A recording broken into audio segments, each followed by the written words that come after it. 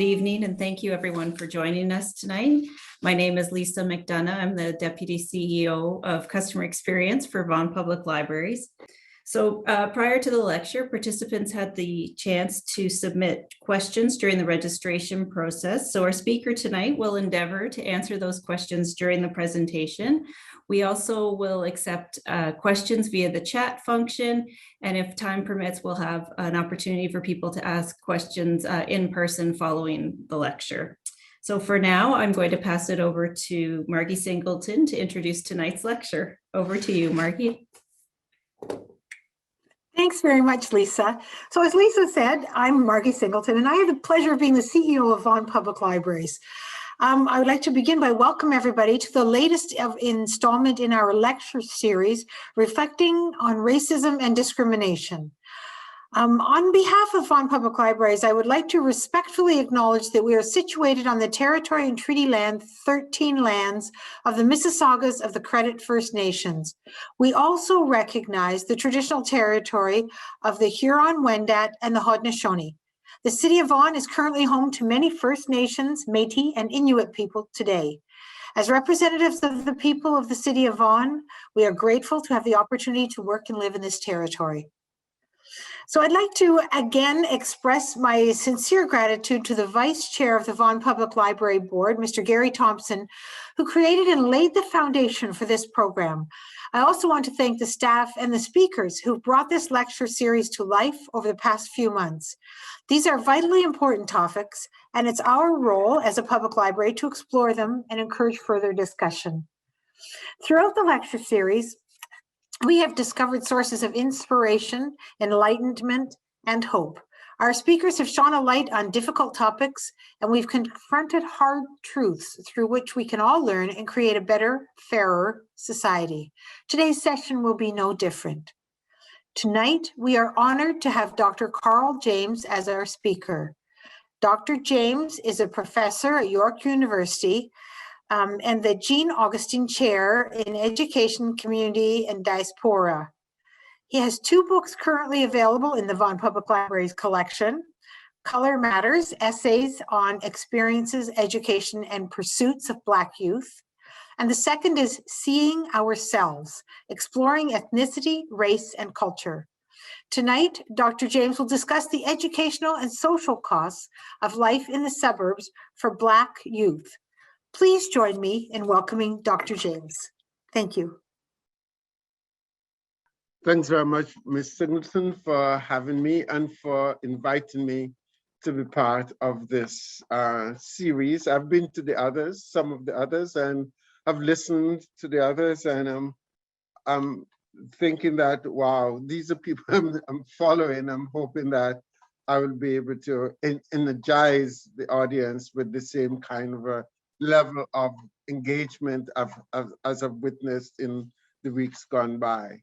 I have a PowerPoint presentation which I'm going to engage now, and I'll use that to formulate what I have to say. And thanks very much again. I really appreciate the opportunity, and hopefully we'll have the energized discussion. When I'm going through, I will not be able to see the chat, so I can, after the PowerPoint's gone, then I'll be able to see the chat. In the meantime, I'm hoping you can keep your questions. I always like to have questions as I go, but that might not be possible this time. But at the same time, I will hold on to your questions. And some of you have sent me questions before. I've tried to wove some of them into my presentation, but at the same time, I'll get to some of the questions that you sent to me after my presentation. And I really, really appreciated having received those questions. So I'll go to my PowerPoint presentation. I've been charged this evening to talk about reflect on race and racism and discrimination, which are big, heavy topics. But I'll do my best in order to address them and to engage them. And one of my interest is, since it was Vaughan Library that called me, I thought, yes, Vaughan is in the suburbs. I live in Toronto.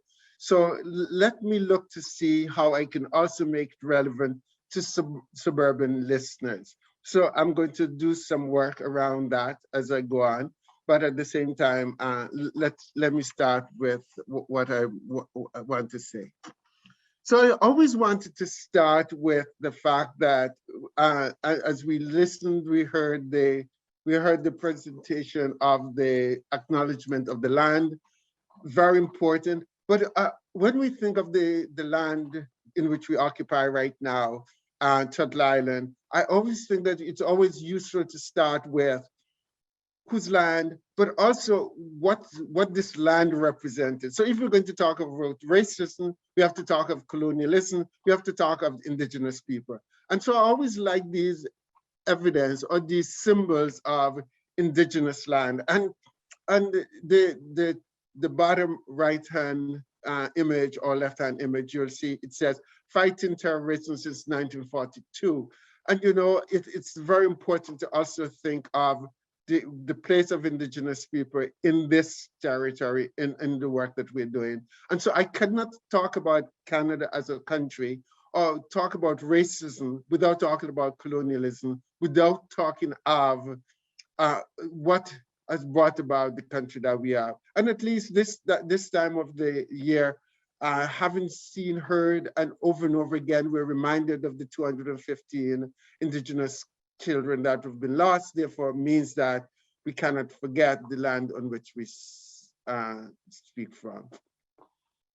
So this evening, I'll be talking about Canada's colonial history, how it has framed racism and discrimination in Canada, and how Canada sought to keep itself white and export it, and in some cases exported its reserve system.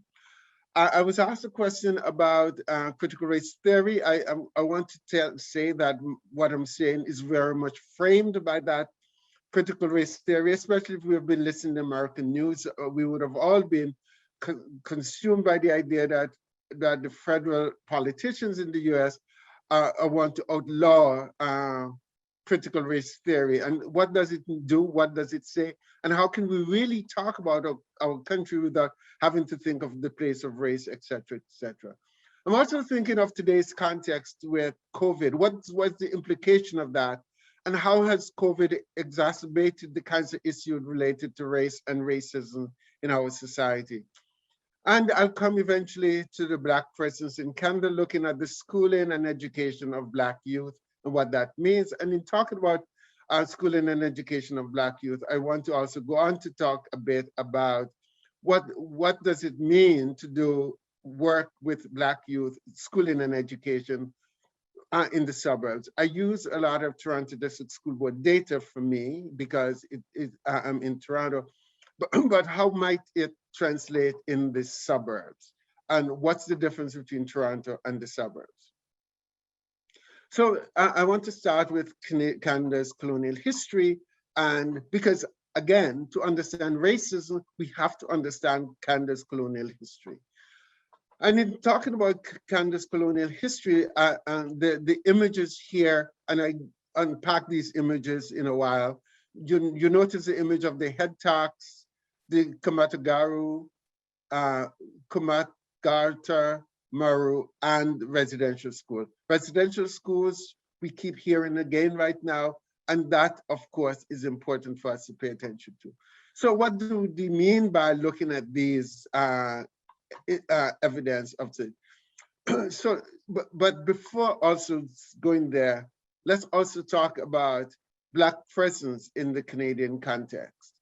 And remember, Black people came here and as enslaved African people were brought to Canada to become in Upper Canada, and they were brought and enslaved by the French and the English. And so notice these images were to show you how Blacks were treated and the kinds of relationships that Black people have to the Canadian state.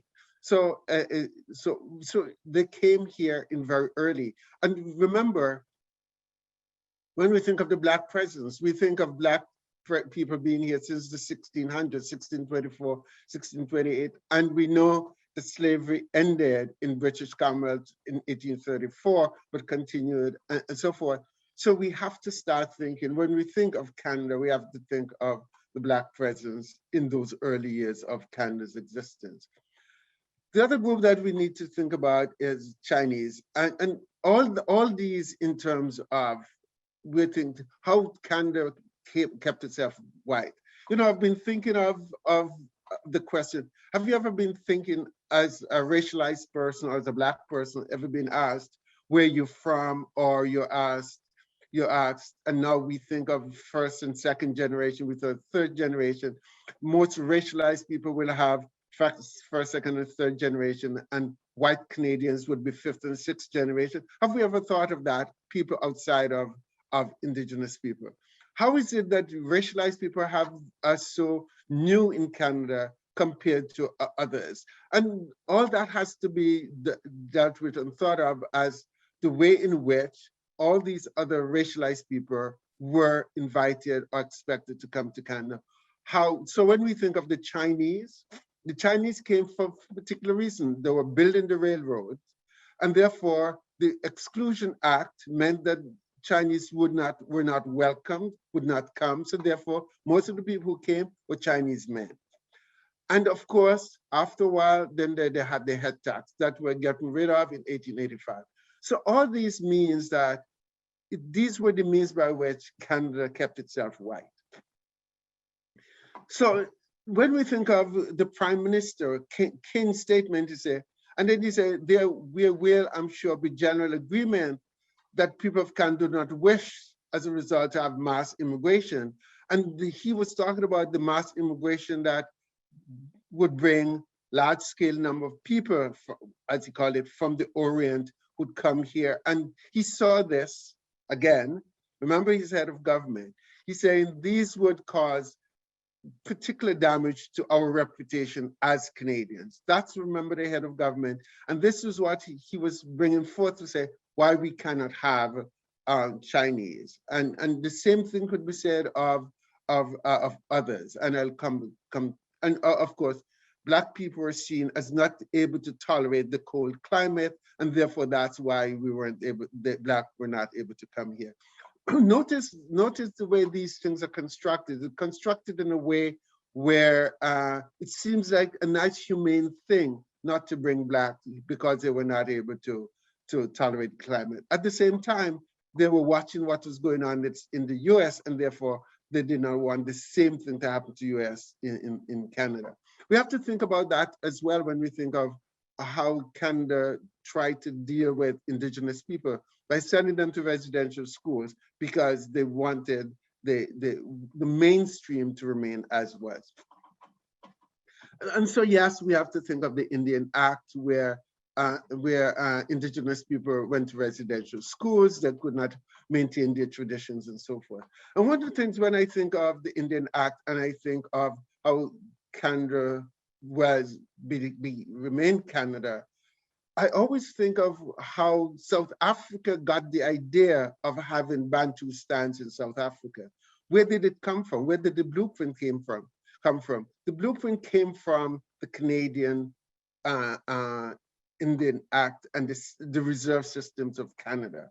Because South African politicians, white South African politicians came to Canada, got this and took it back to South Africa. And so that's where, and if you notice the pass laws in South Africa, all these other kinds of things, it's very images of what was going on in Canada. So here's where we see how Canada also exported its keeping its whiteness.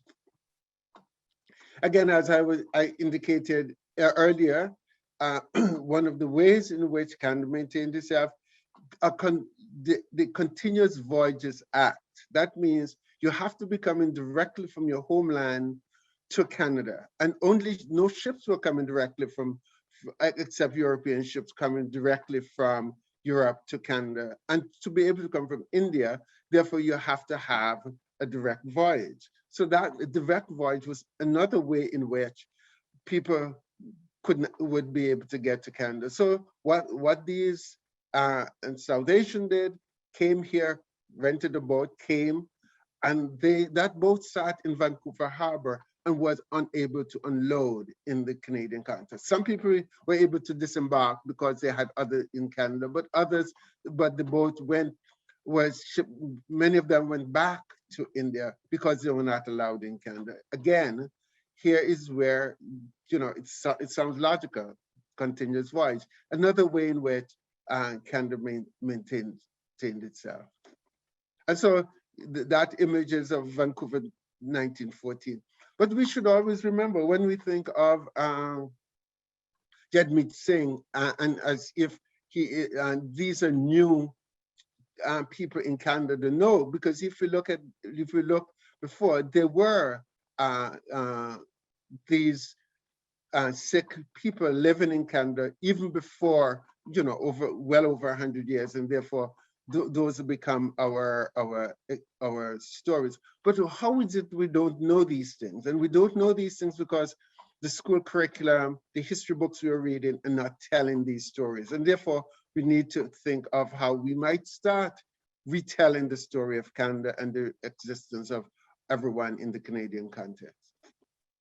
Again, during the Second World War, yes, Italians were interned, etc. But notice here is an image of the Japanese internment. This was also significant because Canada did not join the rest of Western world and interned Japanese because of what they thought the Japanese were a part of the enemy and they were not able to be trusted. So as you notice, Japanese were kept sent all over the country and moved from their places in BC and all over the country. And therefore, what's interesting, what became of that, Japanese were living among white Canadians, and it's one of the most interracial mixed group in Canada, but they have been here for many, many years as well. So all this talked about Canada remaining white. I also put this idea in, none is too many. That again, King feared that there would be riots if too many Jews came. At that time, Jews were not seen as white Canadians, as white people to join the Canadian group. They were seen as people that we would not want in Canada. And of course, you might have known some of the readings of how the Jews became white and so forth. So they too, and you would have heard about the ship that came to Canada and they were not allowed to disembark and went back to Europe. So in these ways, Canada maintained itself and maintained the kinds of history that it wanted us to know and by which it was going to live. So if we look at the Canadian population in 1921, in 21, Indigenous people made up 1.3 of the Canadian population, Asians made up 0.8, and Black or Africans made up 0.2. That means that very few, so Canada was overwhelmingly white, and therefore this was only changed, this significant white Canada only changed after the 1967 Immigration Act. And that Immigration Act meant that Canada would now allow people coming to Canada, not based on the countries from which they were coming, but based on the fact that they were able to score high on the point system based on education, the age, their qualification in terms of occupations they might hold in the Canadian context. And so that started, as you will notice, 1967, when many more people started come into the Canadian society. But we should also note that still people did come. African people or Black people did come prior to 1967, and people from India, from Asia were coming prior to 1967. But many of those came, probably would have come as refugees, etc. But the vast majority came after the Immigration Act changed. And a number of Caribbean people would have come before 67, coming as students, coming as laborers. A number of them came from the Caribbean and worked in the coal mines in Halifax, in Nova Scotia. And so we see them coming over these years. One of the questions I was asked is, what could be done to educate officials about critical race theory? And because that question was put to me, I thought, yeah, let me be explicit and say, yes, what I'm saying this evening is informed by, and I like working with the idea of race. We understand race to be a social construct, and we understand race to be operating at all times, and not necessarily, we're not really colorblind as you might want to think. So critical race theory alerts us to the fact that, yes, race operates in our society. Racism is evident, and colonialism is one that has operated over the years, and therefore, based on that, we cannot just simply dismiss or put race aside. But race operates in relation to any number of other factors in relation to class, gender, religion, immigrant status, etc., etc. So critical race theory alerts us to and demands that we pay attention to how race is operating in everyday lives, in our consciousness. And therefore, we should look at how the assumptions we make, the ideas we construct, and so forth, informed by the racism of the society and the colonialism that frame it all. I usually think of racism as operating on different levels. There's the individual racism, the name calling, the individual attitudes that people might share with each other, and so forth. But also racism based on individual action, and many people might call that micro racism or micro aggression and so forth. But that's informed by the institution. Institutions has policies, practices that might be racist, and therefore that's another level of racism. And then there's the societal level of racism. What I explained earlier were what I would call societal racism, the way in which Canada tried to maintain whiteness. And in that way in which the society kept racialized people out, had different kind of policies that accounted for maintaining whiteness. And therefore, when we think of individual racism, institutional racism in terms of the practices, policies, and programs that institutions have, and the societal laws and practices and cultural forms in society, when we see all three levels operating together, it's all going to disadvantage racialized people. And in that way, we see racism is not just individual, we have to see how institutions reinforce it and how the society maintains it. So therefore, we have to constantly think of racism as a system.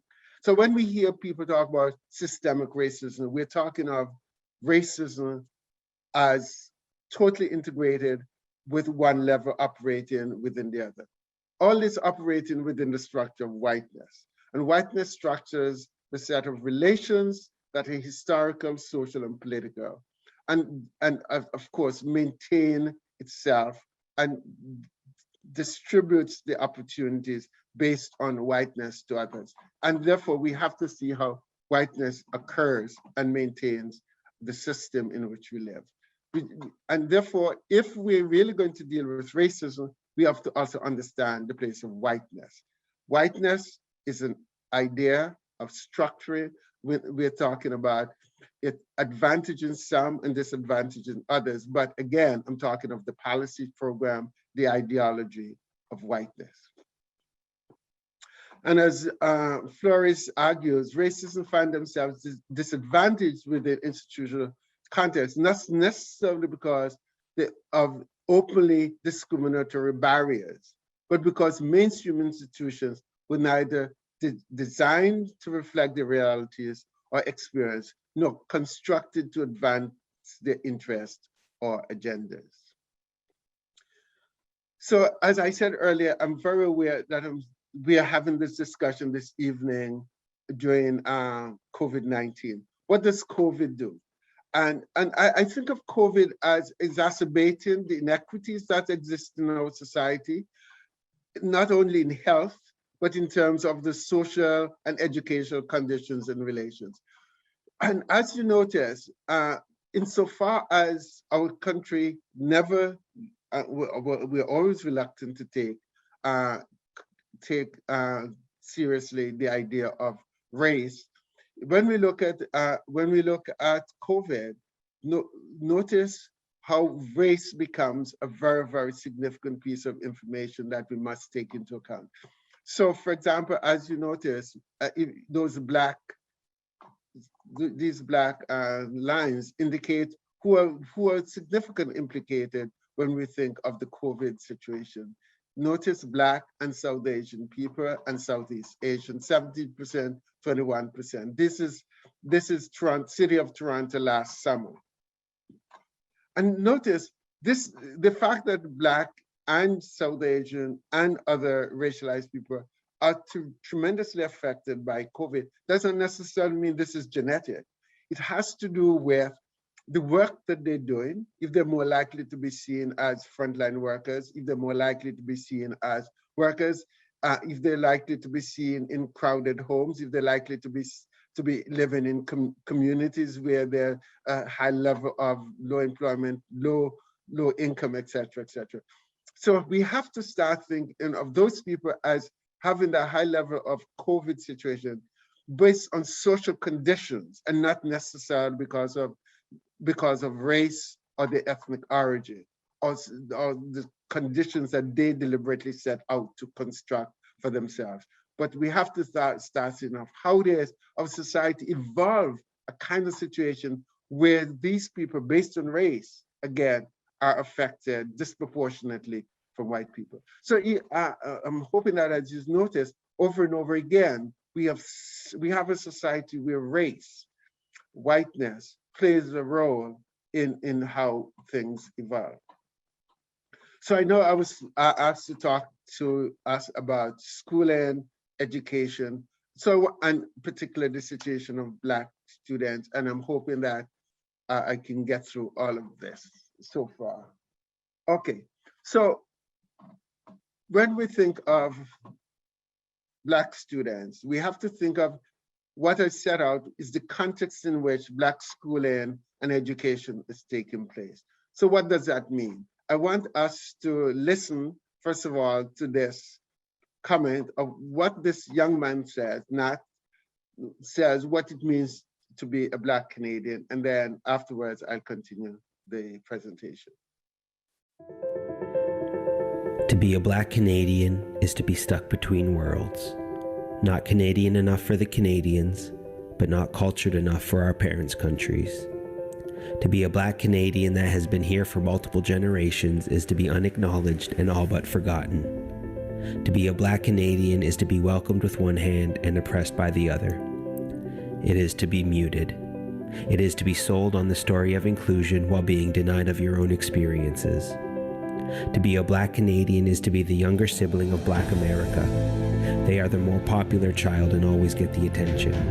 Even when we go through similar things, it doesn't seem like anybody cares when they happen to us. It is to have your contributions towards building this country erased. It is to have your stories go untold. It is to have your neighborhoods be gentrified or demolished. It is to come from an English-speaking country only to be put in ESL. To be a Black Canadian is to be raised by parents who were raised in countries where they were the majority. To find yourself being the only one that looks like you in the room. It is to be raised in a society where you will never quite fit in because you can't help but to stand out. Ironically though, to be a Black Canadian is to not feel seen, to not be represented. It is to assimilate to succeed. It is to make less than our white counterparts with the same credentials. To be a Black Canadian is to be from all over the world, to speak many languages, to embody many cultures, but to be seen as one people. Whether first, second, or eighth generation, to be a Black Canadian is to be stuck between worlds and never belonging to one.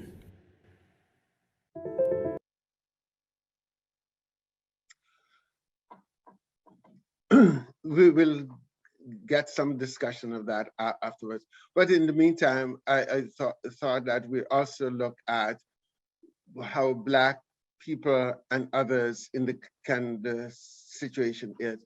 So when we notice Canada generally, and in Toronto in specific, the last census indicates to us the Black people made up 8% of the Toronto population, and 11% were Chinese, 70% were South Asian. So that is going to tell us different things about how we are in this society and how the composition of the society and our relations are going to be affected all along. And I'm going to come back to these numbers when I talk of the suburbs and what does that mean in terms of us addressing the issues of education and schooling. 1 in 6 immigrants reported experiencing discrimination or feeling being treated unfairly in the last 5 years. And as you notice here, in Toronto, Black, Arab, and South Asians were considered visible minority groups that were most likely to report being victims of discrimination in the last 5 years. And notice 2014, close to 19% of the second generation population reported having experienced discrimination over the last 5 years. So although the diversity of Ontario population had primarily been driven by various waves of international immigration, the population of people born in Canada, at least one immigrant parent is with at least one immigrant parent growing. So what we have, and this gets back to what I was saying earlier, what we have, we now have in the second and third and fourth generation. So some sociologists would talk about generation 1.5 and so forth. But as you notice, increasingly we are having first, second, and third generation. And when I look at the Toronto District School Board data and even Census Canada data, many of the third generation, we have increasingly more third generation, and more Black people tend to seem to slightly more third generation than the other racialized group. And of course, that would also account for the number of them who might be seventh and eighth generation, because they've been here since the 1800s and so forth. When we think of Nova Scotia, when we think of Windsor, Ontario, et cetera, a number of Black people who have come to Canada, escaping slavery in the US, and of course, returning after being in Canada. So what does this mean? And for me, it's always significant to me to reflect on this number. The 2016 data indicated, Census Canada data, showed that 26.6%, 27% of the Black population was less than 15 years old. That means approximately 1/4 of the Black population around in Canada is in school or have those early years.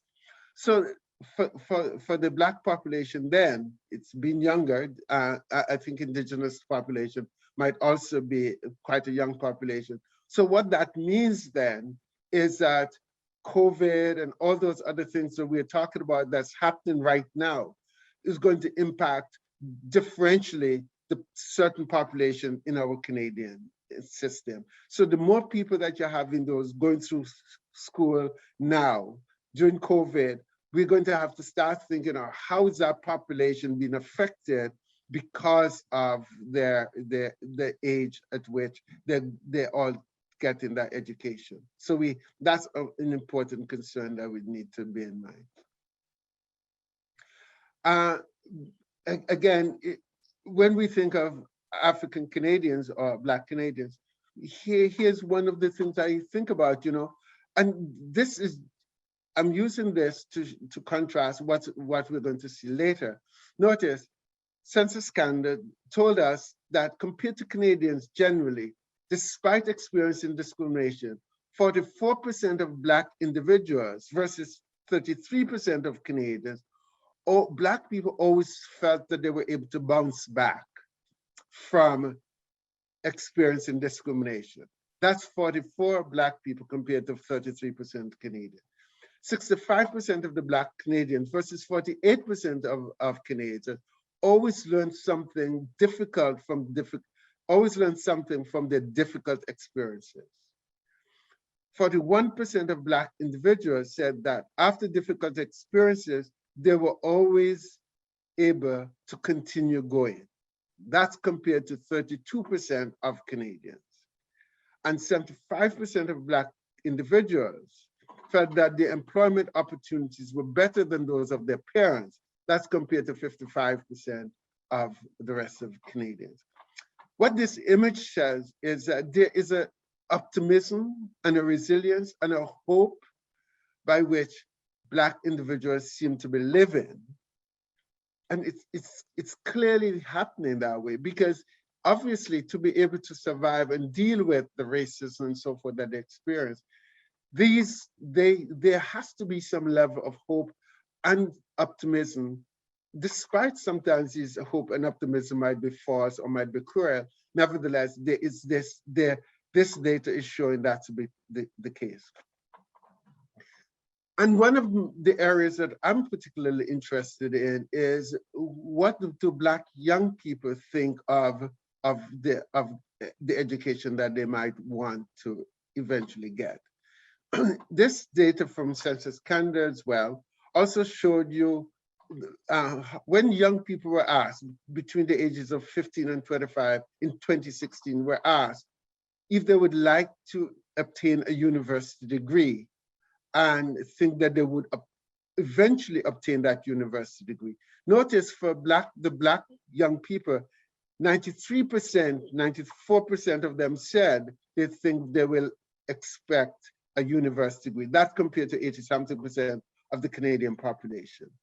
But notice when those Black people who thought that they will eventually obtain that university degree, notice the difference. It's about 40% difference between those who say they will get it, or 30-something% difference, who say they will get that university degree, compared to about compared to 80-something Canadian and 70-something Canadian who think they will. In other words, more Black Canadians feel that they would not get that degree compared to the rest of the population.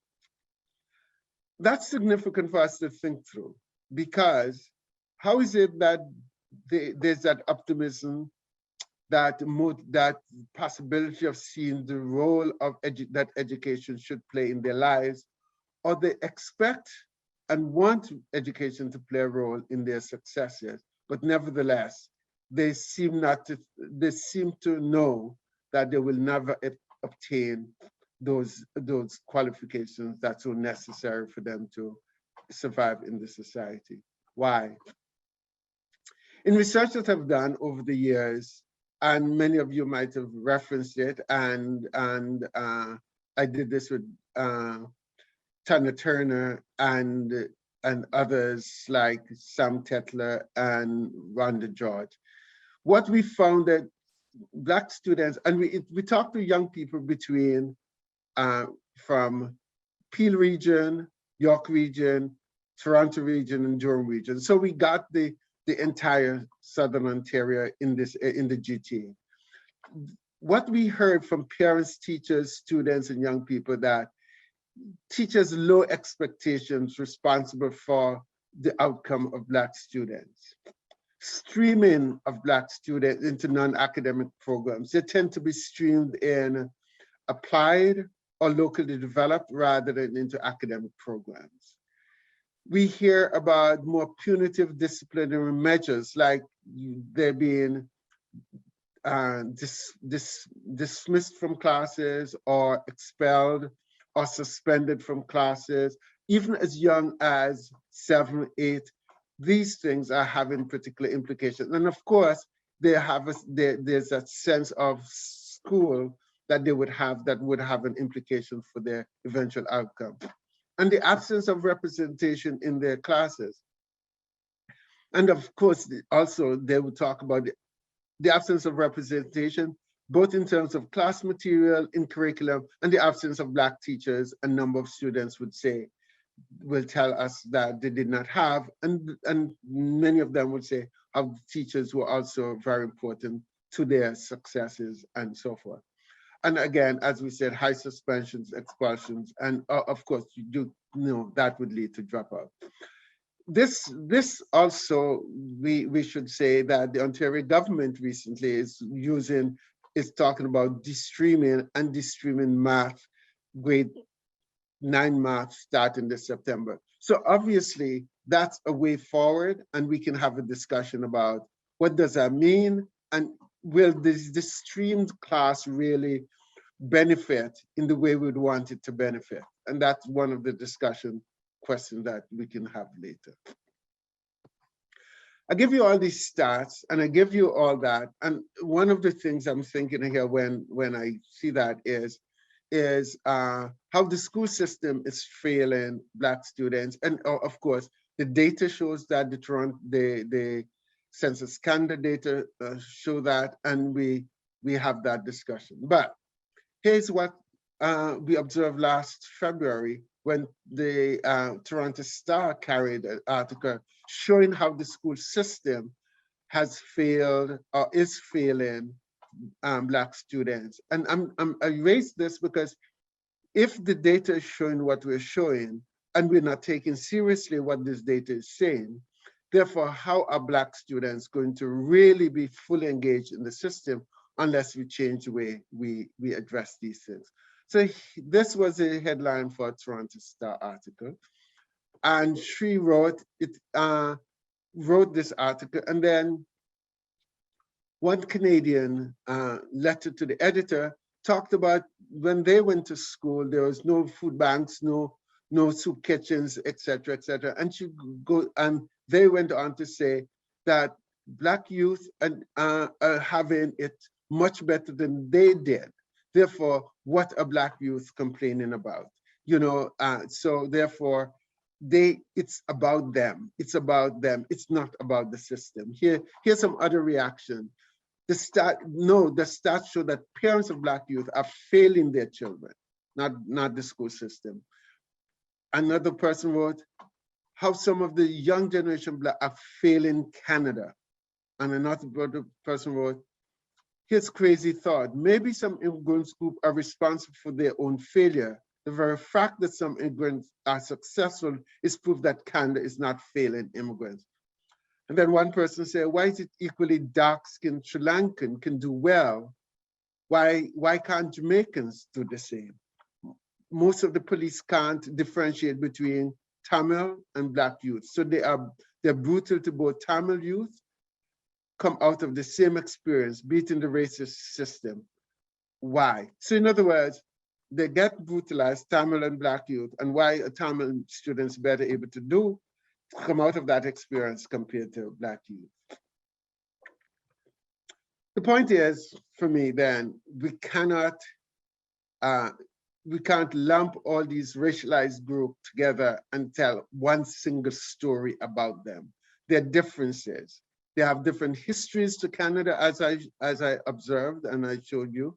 They have different experiences within this education system, and whiteness affects them or relate to them quite differently that we have to pay attention to. Hence, the story must be different. And we cannot tell the story by using visible minority.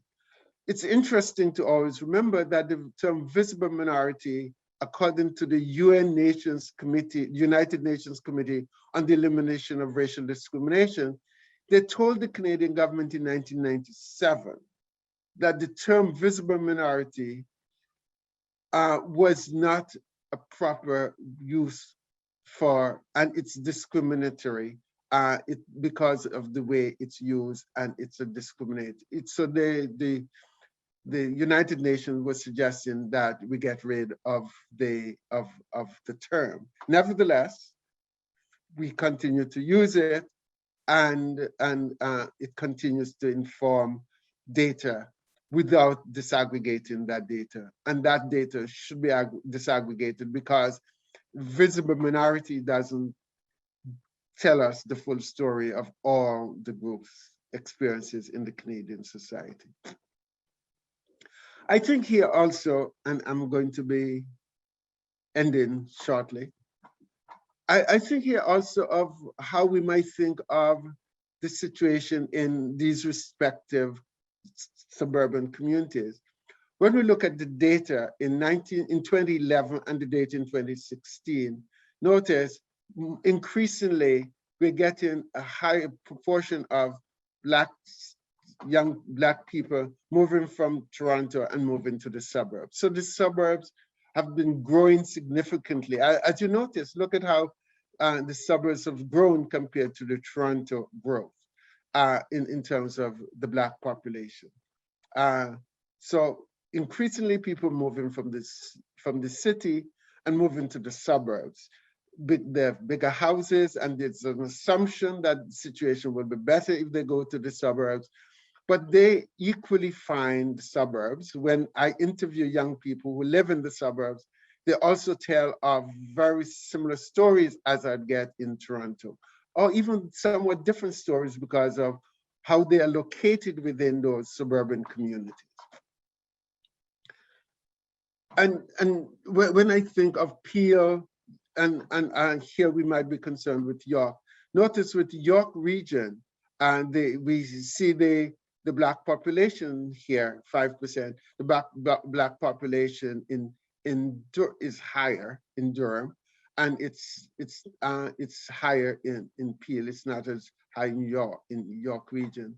What's interesting though is notice the majority group here in Peel, it's 51%.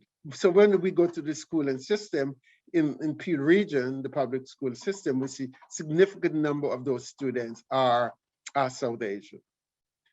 In York region, notice significant number of some schools in York region would have Chinese. So Black continue to be a minority group, a racialized group, except we see the significant portion of them in Durham region. But what happens then is we're going to have to also think of what does this mean for education generally? How is the school responding to South Asian, Filipino, Chinese, and Black students? Schools in these regions taking into account who their student population is and how they are responding to them and responding to their educational and social needs. So how do we move forward then? We need to address the population, the students we have.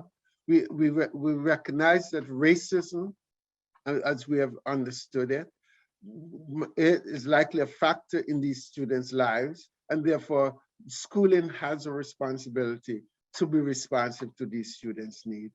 And we have to think of this as an active process. We have to engage fully education and engage fully education in relation to racism and to be able to respond to the situation of all these people. So what I'm arguing here, and I'm ending shortly, what I'm arguing here is that COVID situation has enabled us or making us think of education differently. We have to imagine a different education. You know, over the past 4 weeks, I've been talking to students and hearing what their experiences with COVID has been like in terms of schooling, the way they're going to school, the kinds of ways they're getting taught in school, all those kind of things. And many of them are wondering, what are we not getting in school? What are we losing out from school? And some might think that they cannot go to post-secondary education because they do not think they've had the background.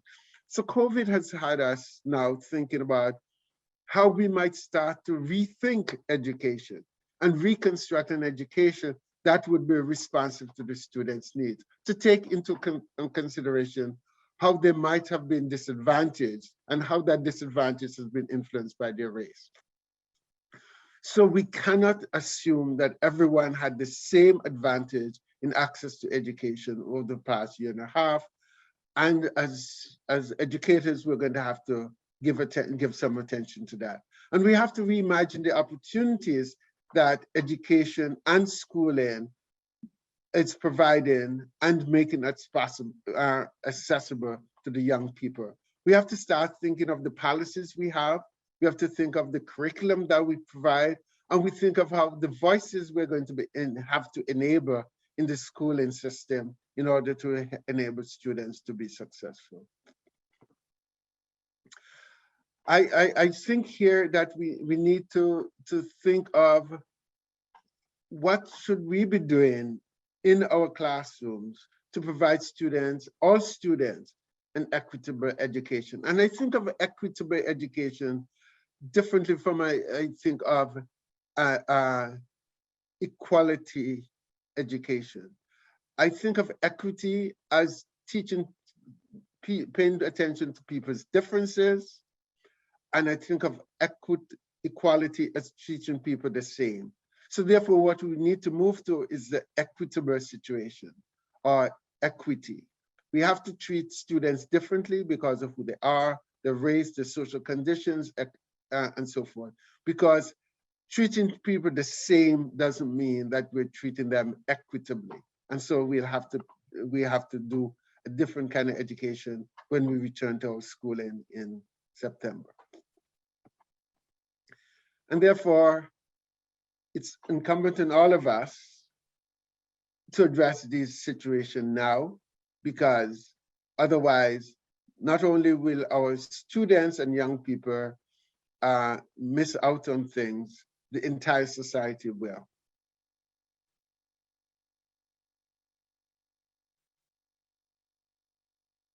Thank you. So that's it. Oh, I still have some time. Sorry to have gone this long, but. Oh, no, thank you, Dr. James. Thank you very much. There's a great deal of information to absorb in your presentation, and I think we all need a few minutes to try to synthesize it. But I think, you know, what I took away is just in a small piece was that we all need to take some of that hope and optimism and see how we can move forward constructively. I can see that the audience is quite engaged, and there's a few comments in the chat. If you have a moment to take a look, and there was a question in there as well. Let me see if I can find it. There's a question. We will do a question and answer. So we'll take the question in the chat. And I think if people do have a question, yes, Bernadette, I see your hand is up. So I think that's the approach we're going to take. If people have verbal questions, you can put your hand up and we will cycle through the people. But first, I think we'll go to Kevin's question in the chat because it's been there for a while. And he's asking, what's the average wealth of first, second, and third generations? That's an excellent question. Now, that's a good question. Remember, I said that we have very little data about how race is taken into account. So I would not be able to tell you. But we know that people, members of the Black population, do not make less than the rest of the population and society. So my short answer to that question is I'm not sure. But it's something that is worth investigating. But at this time, I think, given the fact that there's so little data in Canada, I'll be able to tell you that if I look at the American data or the British data. But what we all have to insist and fill out our census form right now, many of us would have filled out our census form as well. We now, and census is now asking us about our racial background. So hopefully next time I'm asked that question, I would have had that information. But what I should also say though, to that question, because he asked about generation, you know, what we have, the data shows that first generation tend to do better than third generation. Third gen, especially for racialized people, and in this case, black young people, they seem to do much more in education. In the first generation, a generation and a half, seem to more likely to go on to be in academic program, more likely to go on to university, more likely to be in careers, more likely to be in areas that will yield them the career necessary that they would want and aspire to. What I consider that to be is the immigrant factor operating. Many of these kids would hear the parents say, and immigrant parents generally, and not just Black, but also Black people, but also others would say, I came to this country because, I didn't come, as one young man told me, that his mother told him, I didn't come here for you to play basketball. I expect you to be able to go to university. And so those kind of immigrant factors operate in pushing and operate. And that's why we're going to see so much difference between first generation and second generation and even third generation. That should say something to the country, because the society should always think that the more people live here, the better life should become, but that's not necessarily the case in a context of racism and colonization. And that should be evident when we think of indigenous people. Insofar as they've been here, the original people of Canada, nevertheless, their social condition really leave much to be desired, again, because of the colonial system in which we operate. Okay. All right. Thank you, Dr. James. I see that Bernadette has her hand up. Bernadette, did you want to unmute yourself and ask your question? Yes, thank you. Can you hear me okay? Yes. Wonderful. Thank you so much, Dr. James, for your very insightful presentation. I also wanted to add with Black Canadians in particular, even prior to Canada becoming Canada with the British North America, that there were enslaved peoples of African descent that also were here, that helped build this country, who were also part of the Great Exodus that left from British North America, now known as Canada, to the northern part of the States. So the railroad the Underground Railroad actually became full circle with Harriet Tubman and the people from the South who were enslaved coming back to Canada for freedom. So that's one aspect. So I'm definitely entering in a labor acknowledgement, just as there is a land acknowledgement. There is a labor acknowledgement because Black Canadians have been erased from history. The second part that I wanted to mention is the fact that the information that was provided, very insightful, however, has been going on for a very long time. I'm almost 50 years old, and it is the same pattern, and it does not indicate at any point that there is going to be change in the system. There's more than enough information to have made those changes, and it seems that the power of being does not seem to want to make those changes. So what other alternatives, and how can the Black community in this case become more empowered to take the educational system into their own hands, so to ensure that students are being educated appropriately? Because the same things that you're talking about now are the same things I went through as a child, is the same things that my parents went through, and prior to that. You know, that's what I'm looking at right now. I think that at this point, there is no further point in waiting. It doesn't seem as if there is any want for change. I hear a lot of lip service for change, but there is no want for change. So what can the Black community do now to take up their own initiative? Thank you very kindly. Thanks very, very much for that comment. I want to go back to a bit to the Underground Railroad. You know, Canada built itself as the country that was so receptive that a number of enslaved Africans leaving slavery in the States came to Canada. And so Canada and even African Americans think of Canada as a place where everyone is having a much easier time. But yes, and I like the fact that you talked about that return to the US. The story then of Canada is to be able to push the idea that we're going to our presence here. You know, one of the things I've been wondering since George Floyd, and probably it might be seen as an intrigue. You know, the number of police shooting in Canada, it was only last week or a few weeks ago, we saw a police in Montreal, and I think it was a 14-year-old boy that the police had his feet on that guy's body, etc., etc. But you know, nothing happened despite all the shootings in Toronto and Canada and in Montreal, in Edmonton, in Vancouver, all these kind of things. But Canadians never reacted, and our leaders did not react in any significant way. But George Floyd has brought about, and so I'm hoping that we don't just think that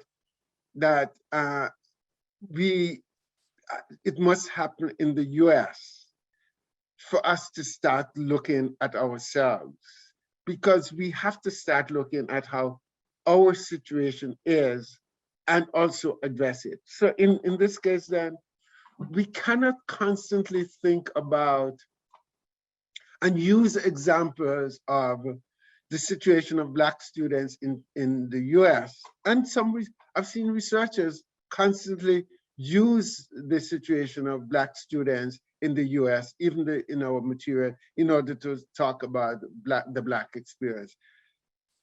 Until we as a community, and I'm talking about the large community, start insisting that our situation must be addressed and must be dealt with. And so it would mean that the schooling system, the teachers, everyone needs to pay attention to who they're teaching. It cannot be just simply, I'm teaching students. If teachers are colorblind, and if there's this colorblind message that's constantly going on, therefore, we're not going to change the situation we're in. Again, as I said earlier, we cannot just simply lump everyone under racialized or visible minority. They have differences, and we have to address the different conditions if we're going to address the students and respond to the students' needs. So the question you posed, Bernadette, is one of those things that we just have to be constantly active, be at the schools as often as we want. And you know, here's the other thing about schooling. We think of education. Education is presented to us as if all what you need to do is work hard, go to school, get an education, and you can get into the career you want. It doesn't work that easily. It means that, yes, we have to get an education, and we have to insist and ensure that we get the education that's responsive to our needs and enable our young people to be successful. So we're going to have to pay attention at all levels of the education system, not only high school, because I think in many ways we're not paying attention to what's going on at universities. And therefore, we're going to have to expand our reach into universities as well. So until all that's taking place, Bernadette, we're going probably the same message somebody else will be telling you 10 years from now, probably not me.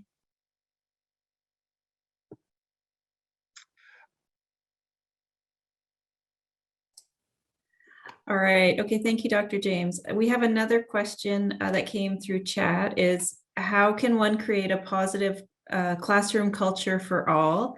And do you have any concrete examples of how that can be achieved?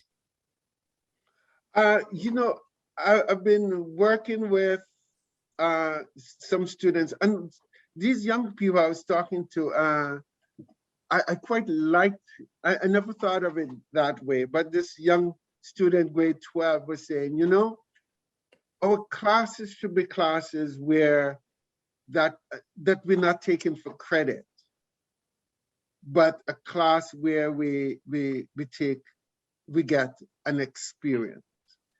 And I like that teaching for experience, or being in a class for the experience. Because if we're going to reach the students, therefore we're going to have to, teachers must build that relationship and be able to help these young people work at that relationship as they go on to their work. I'm trying to remember what's the main point of that question again. Oh, sorry. It was how to create a positive classroom culture for everyone. So again, it's the relationship, and so teachers must get to know students. And the other thing I always think of, sometimes it's not just going in to teach the lesson, but it's building that relationship. And sometimes students, because of the relationship they built with teachers, that they're able to do well. One young woman was telling me last week that in one of her classes, she was doing very well in grade 8, and she had a very good time in grade 8. She would talk to her teacher, and her teacher would ask her questions. And then when she went to her other classes, her grade 9 class, she tried to make relationship with the teacher, but the teacher would never make that relationship with her. The point is that relationship, what the students like, engage students to find out the resources that would speak to them. And if the resources that I'm using as a teacher do not really include that student's experiences, then that student might not be engaged fully. So we can build a positive relationship in our classes, getting to know the students, working with the students in the class to develop lessons. Sometimes I always think that too often we go in and with the assumption, this is what students must know, or this is what young people must know, and therefore I'm going to teach it to them, rather than thinking about, what do you want to know? And how do you want us to engage in that knowledge acquisition that would be useful to you? So sometimes we're going to have those kinds of conversations with our young people, because if we think of every student sitting in our class, comes to that class with experience or with an agenda or with backgrounds that we should be able to incorporate in the class, then we will be very useful there. Okay, thank you. There's quite a few questions here, so we'll take maybe a couple more. I don't want to keep you too long. The next one is, and perhaps you addressed it a bit already, is can you talk about some of the education needs that are specific to Black students? Yes. Again, I would think that the material that we use are also, I'm thinking here, as you notice, and I was deliberate in showing, if we think of Black students for example, in certain communities, like for example, the Black students in York region, their relationship will be with, in York region might be in classes with a significant number of Asian, or in Peel region, there might be in classes with a significant number of South Asian. What does that mean in terms of their space in that class? And if they're going to experience that class, then we're going to have to work with them as students in relation to into their relationship with South Asians or the relation with Asians. Because in my conversation with many of these young Black students, who they are and their possibilities are constructed by race. For example, one Black student was telling me the other day, when he goes into a class and most of the class was South Asian, and that was a math class, and everybody looks at him and wondering, are you in the right class? So therefore we have to start multiplying and having, it's not only teaching Black students and having a material for Black students, it also means every student coming to terms with understanding the possibilities and intelligence of Black students. Every student should have, so therefore everybody needs to know that. Okay, so I see Bernadette's son would like to ask a question. So Bernadette. Hi. Hello. Hi. Sorry. Can you hear me? Okay. Yes. Yes. Okay. Perfect. Hi. So yes. Thank you for the introduction. I am Bernadette's son. I'm currently a university student. Where I'm studying law now. Before I was doing a dual major in psychology and sociology, and I'm a Black student myself. And I was listening to the talk and I found it really interesting. One thing I really wanted to ask you about, actually, since you did bring up the how the George Floyd situation was occurring, and how in the community we should kind of like keep the same energy when it comes to talking about Black issues here in Canada as well. I just wanted to ask you, because recently this was passed in legislation, especially in the US, where they criminalized the teaching of critical race theory. Whereas, if teachers taught critical race theory in their schools, especially within the US,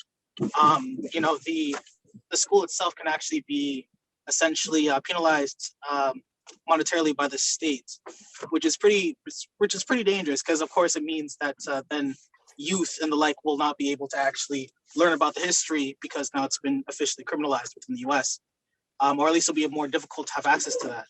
Now, I noticed that in Canada, I know I didn't really learn anything about Black history until I got into university. And this kind of leads me to my question of saying, do you think that Black students would actually benefit more from being able to learn about their own Black history from an earlier age? Because I feel like that's something that's kind of missing, especially since we're learning a lot about European history and the like. But when it comes to Black history, there's little to nothing to know about. So unfortunately, a lot of Black youth, especially at least other people that I know in my generation, we've kind of been lost, because, as I said, unless you go to university, you're not going to be able to learn about your Black history. Let's also understand history as, how can you know the history of Canada without understanding the Black presence in Canada? So you have not been hearing Canadian history.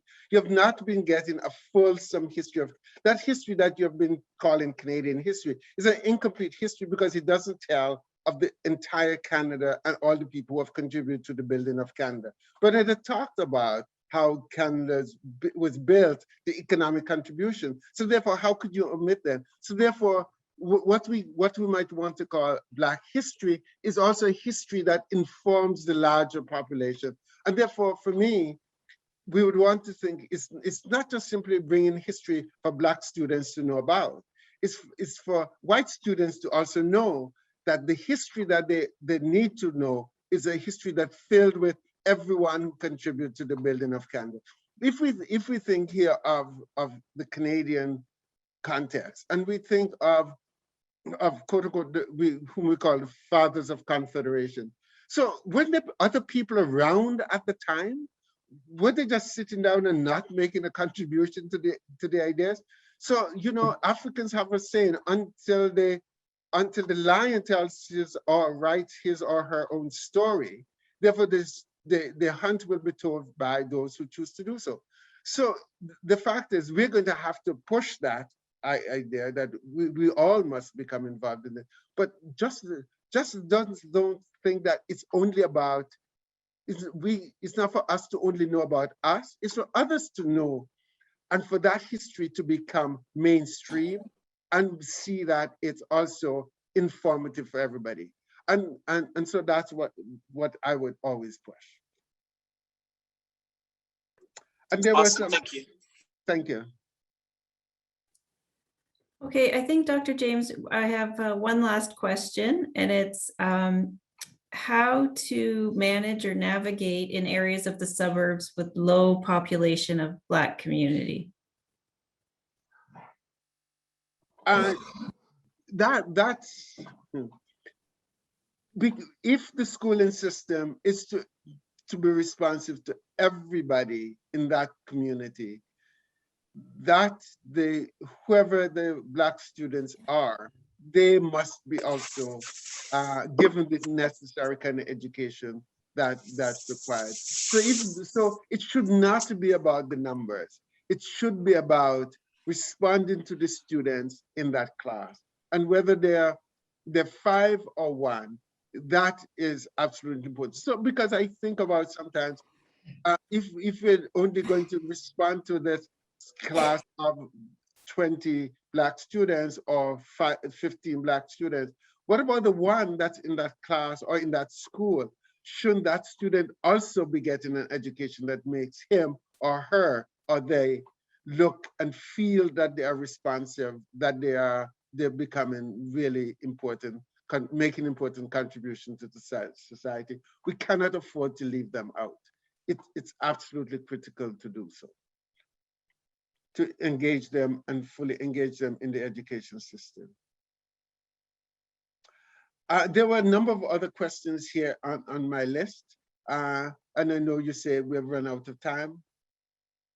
Well, we can go as long as you like.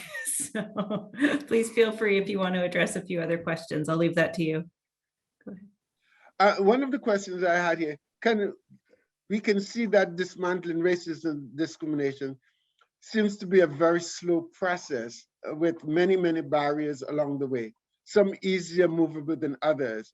And therefore, how can, the question is, how can we do so and therefore move along? I think we're going to have to name racism and racism as a barrier to our success. And therefore, it's not just, you see, if we think of racism as just an individual thing, and if we attempt to deal with racism by just giving training to teachers or training to social service workers or training to library workers, and not think of how the institution itself, through its policies and programs, have embedded within it racism or differential treatment for different people. Or if we never see that the society in which we live is also framed by that colonial heritage of ours, therefore we'll never really get at addressing racism. So therefore, it's always important to go beyond these quote unquote microaggression discussion, move beyond just these individual ways in which people are thinking about, to think about in the larger context. You know, one of the things that keeps coming back over and over again, and one of the questions to me was, one of the challenges young people have is racial slurs, and over and over again, the N-word comes up. And I was asked, I got an email yesterday or today asking about the N-word. Now, for me, yes, we pay attention to that. But you know, I always want to think about how is it that that has become one of the things that Black students have to deal with, or the Black population have to deal with. It's if we're going to address that, therefore we're going to have to recognize that the damage that does, and therefore the schools will also have to start coming to terms with, and probably libraries will have to come to terms with, how do we position books that have some of these words in them, and how damaging must that word be when somebody, to those students, especially when they know that books contain those. So we're going to have to grapple with those things and be able to respond to young students and Black students and the entire population who would want to also get an education, so that they do not continue to reinscribe and reinforce and reproduce these racist tropes that continue to be harmful to racialized people, Indigenous people, and Black people in particular. And one of the other questions, how can we get our education system to recognize that Black youth are just as capable as their counterparts, that pushing Black youth in the trade is systemic racism? Clearly, yes. You know, I keep looking at who we present to the population as good doctors, good teachers, good professors, good economists, et cetera, And it's not just schools, because I always think of schools can do their best in presenting, in changing the message that Black students get, the message that white students and other students get of particular racial groups. Schools can do their best at that. Teachers in their class can do their best at doing so.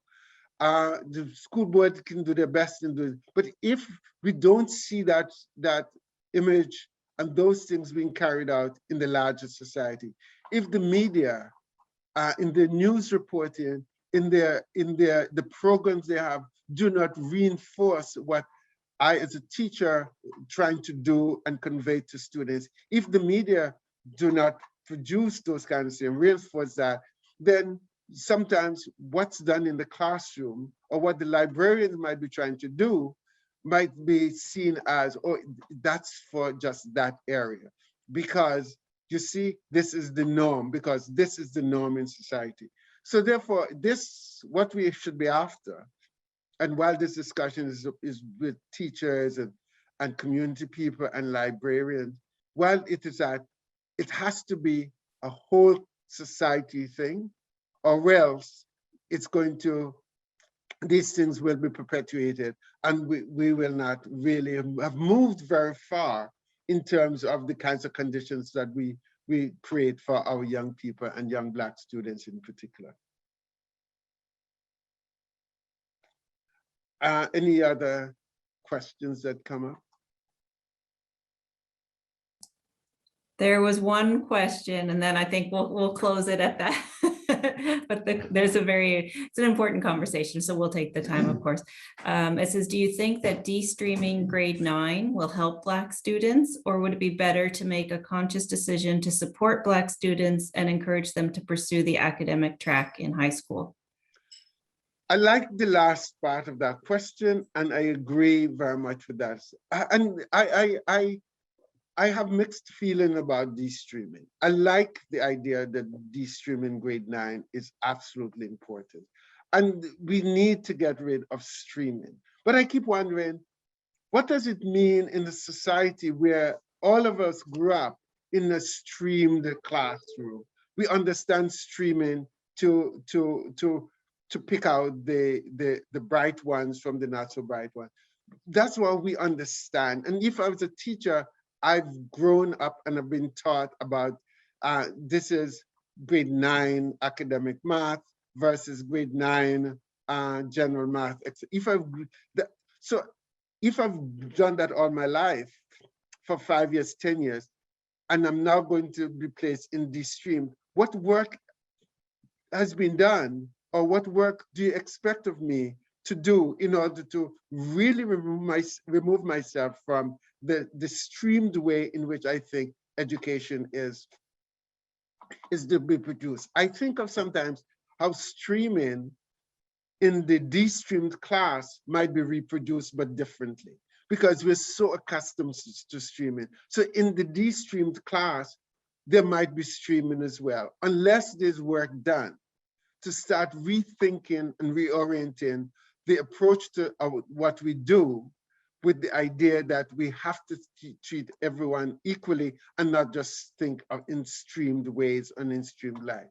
The other thing I'm thinking of when I think of the de-streamed class, which is absolutely critical and we should move on, but it's not just the teachers, because the teachers can do and the schools can do their best in trying to have in de-streamed classes. But also, parents will also have to learn about what it means to have their children in de-streamed classes. Because some parents might think that my child is an academic math child, and now the child is in a de-streamed class with general and advanced math students, applied and academic together. Will my child be getting the kinds of education that's preparing him for her or them for the math that they would want to do in university? So the parent might be resentful of that.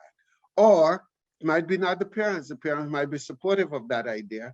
Teachers might be supportive of that idea. But students, after all, this grade 9, they have had about 8 years of schooling.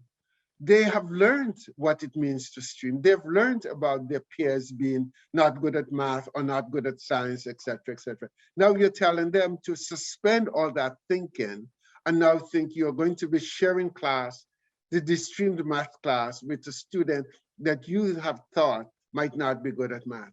So therefore, it's going to require all of our energies to really rethink how we're going to not only ourselves as teachers, but how we're going to educate students, parents, and the society generally of how to think of giving students the opportunity to not stream so early in their career, but providing them the foundation necessary on which they can build later.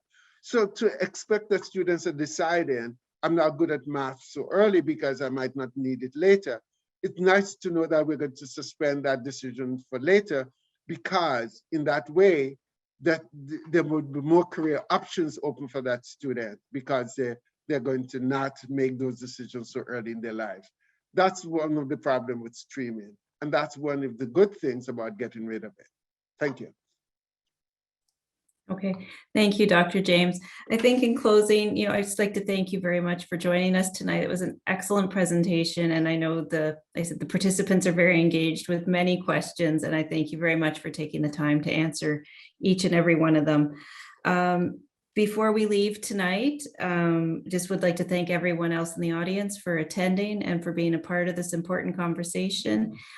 We will be continuing the lecture series in September with one of Dr. James's colleague. We have Dr. Lauren Foster coming to speak with us from York University as well in September on the topic of justice and discrimination. So please stay tuned for more information on that. So thank you very much, everyone. Enjoy the summer and stay safe. Thanks again.